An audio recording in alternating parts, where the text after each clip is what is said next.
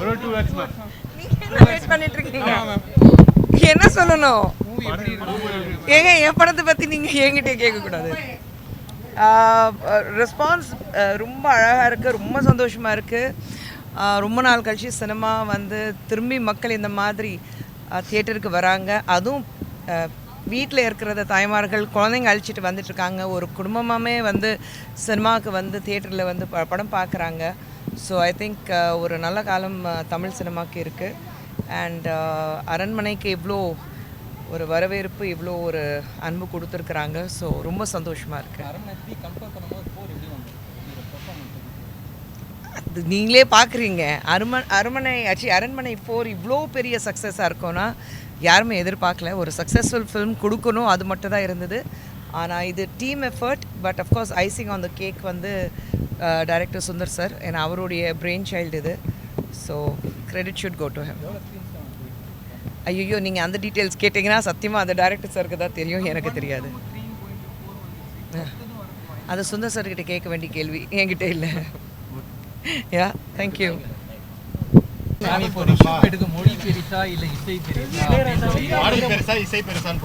Sir, அது வந்து ஒரு ரைட்டரும் ஒரு இசையமைப்பாளர் டிஸ்கஸ் பண்ண வேண்டியது. ஒரு as an actor, as a producer நான் அதை டிஸ்கஸ் பண்ணக்கூடாது. அதான் அவங்க 2 பேருக்குள்ளே போர் போயிட்டுருக்குன்னா அவங்க 2 பேர் தான் அதுக்கு பதில் கொடுக்கணும். எனக்கு இசைக்கும் எழுத்தாளருக்கும் எனக்கு சம்மந்தமே இல்லை. எல்லாருமே வந்து இசை அவங்களுக்கு தான் சொந்தன்ற மாதிரி சொல்லிட்டு இருக்காங்க. சினிமா பொறுத்த வரைக்கும் இட்ஸ் அ டீம் ஒர்க், அவ்வளோதான். இப்போ அரண்மனைக்கு வந்து இசை ஹிப்ஹாப் தமிழா பெருசா இல்லை சுந்தர்சி பெருசா, என்ன சொல்லுவீங்க? பதில் உங்ககிட்டே இல்லைல்ல, அவ்வளோதான். தேங்க்யூ. S,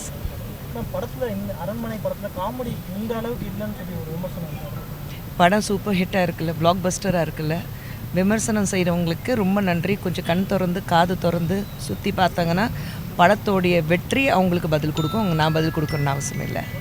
thank you. அவ்வளோதானே? ஓகே, அவ்வளோதான். சொல்லுங்க, இப்போ என்ன? No politics. சினிமா பற்றி பேசிகிட்டு இருக்கோம், பாலிடிக்ஸே வேண்டாம். பாலிடிக்ஸ் பற்றி வேண்டாம், இப்போது சினிமா பற்றி பேசிகிட்டு இருக்கோம். சினிமா மட்டும் கேளுங்க, ஏதாவது இருக்கா வேற?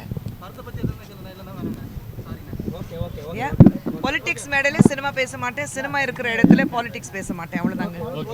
தேங்க்யூ. அதுதான் சொல்லிட்டேங்க. என்ன, எதுக்கு வன்முறை, என்ன சொல்லணும்? இல்லை, அதான் சொன்னேன். அவங்க 2 பேருக்குள்ளே இருக்கிறது போர். அவங்க 2 பேரும் தான் பதில் கொடுக்கணும், நான் அதுக்கு பதில் கொடுக்க முடியாது. சரிங்களா?